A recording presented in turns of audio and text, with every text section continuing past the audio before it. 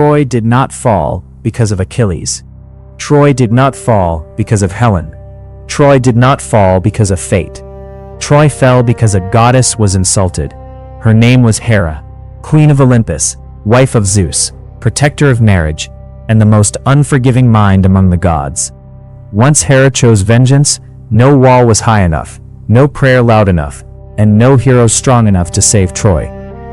By the end of this video, you'll understand something disturbing. The Trojan War was not an accident. It was not destiny.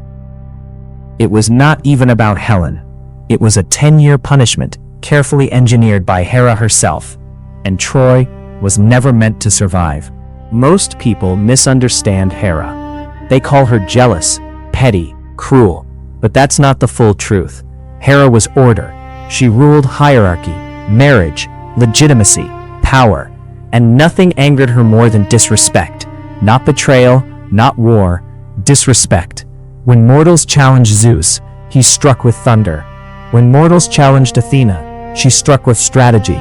When mortals challenged Hera, she waited, and she destroyed everything they loved. It began with a wedding, the marriage of Peleus and Thetis. All gods were invited, except one. Eris, the goddess of discord, responded by rolling a golden apple into the feast. On it were engraved 3 words, "To the fairest." Immediately, 3 goddesses stepped forward: Hera, Athena, Aphrodite. The judgment was given to a mortal, a Trojan prince. His name was Paris. Hera offered him power. Athena offered him glory. Aphrodite offered him love. Paris chose love, and in that moment, Hera was not simply denied. She was humiliated. A Trojan dared to say the queen of Olympus was not the fairest. That single decision condemned an entire civilization. From that moment on, Troy was already dead. Hera did not scream. She did not curse Paris. She did not strike Troy immediately. She did something far worse. She chose sides. Quietly, deliberately, Hera aligned herself with Greece, Menelaus, Agamemnon, the Achaean kings. She poured legitimacy into their cause. She whispered righteousness into their rage. This was no longer a war for a stolen woman. It was a holy punishment, and Hera would make sure it lasted as long as possible. The Trojan War was never fair, because one side had Hera. Here's what most retellings leave out. Zeus did not want Troy completely destroyed. He respected the city. He admired Hector. He favored balance. But Hera wanted annihilation, so she did the unthinkable. She deceived Zeus. She distracted him with seduction. She lulled him into sleep. She conspired behind his throne. While Zeus slept, Hera unleashed chaos. Battles turned. Trojan lines broke. Greek spears found their mark. This wasn't divine support. This was divine sabotage. Among all Trojans, one man enraged Hera more than any other: Hector. He was noble, loyal, honorable, everything Hera valued, and everything that proved Troy did not deserve destruction. When Hector prayed, Hera turned away. When his parents begged, she hardened her heart. She refused him mercy, not because he was evil, but because his goodness challenged her vengeance. Hera didn't want Troy defeated.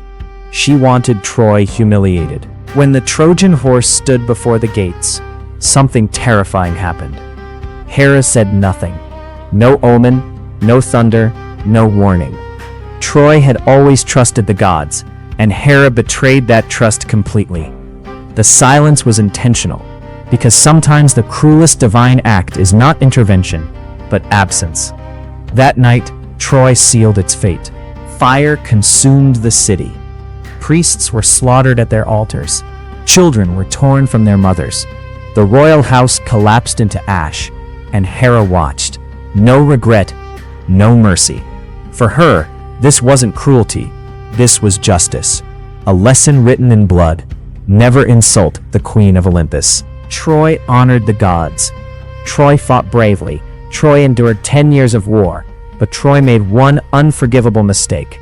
It offended Hera, and no city survives that. The Trojan War was not a tragedy of men. It was a revenge story of a goddess. This is Trojan mythology. Subscribe, because in this war, the gods are the real monsters.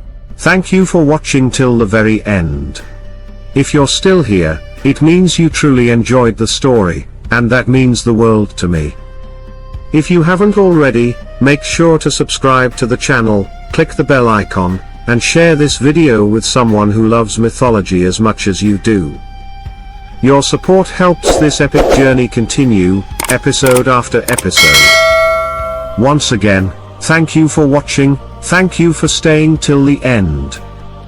And I'll see you in the next chapter of Trojan mythology.